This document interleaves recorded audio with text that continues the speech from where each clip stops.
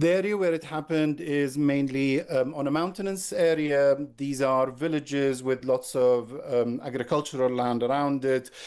What happens is that these are stepped houses on top of each other, built with bricks and stones. So a lot of the casualties are happening because these houses are basically tumbling on top of each other. So that is what's going to be causing a lot of the casualties in the area. Now let's bring you the latest from Afghanistan. The Afghanistan state-run broadcaster are saying that around 500 people have been killed and 1,000 injured in an earthquake in eastern Afghanistan. That's after an earthquake of magnitude of 6 struck eastern Afghanistan on Sunday night. Officials have warned of high casualty figures as they await more details. The remoteness of the area is making it harder for them to estimate the damage. Dozens of houses are under rubble, sources from the Taliban government are telling us, while officials have reported whole villages being destroyed. Locals are also saying that landslides have cut off areas near the epicenter, meaning it's going to take a longer time to fully assess the damage. They have urged humanitarian organisations to help with rescue efforts in areas that are only accessible by air due to landslides and flooding.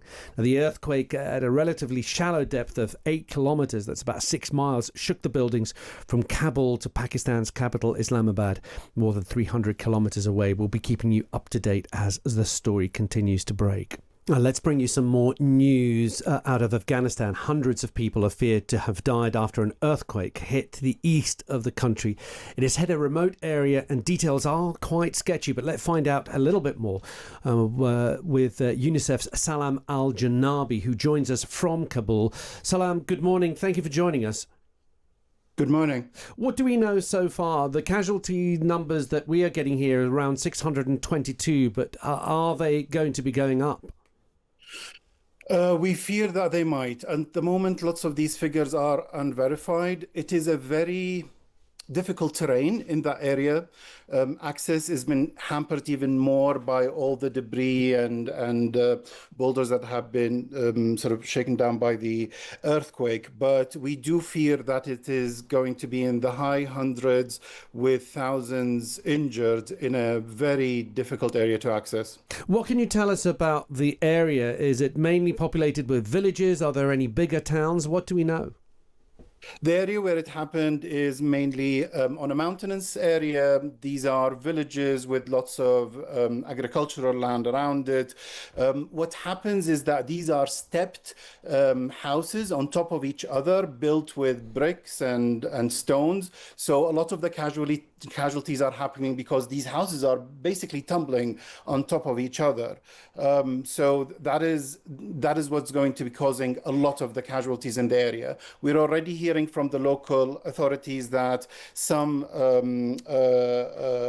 deployments are happening. Unicef is deploying a mobile health team because urgently health, water, shelter, child protection issues are going to be arising. So that is what we are trying to very quickly mobilize in that area. Is there any international assistance coming? We know that the government have asked for assistance. When can we expect international aid to arrive?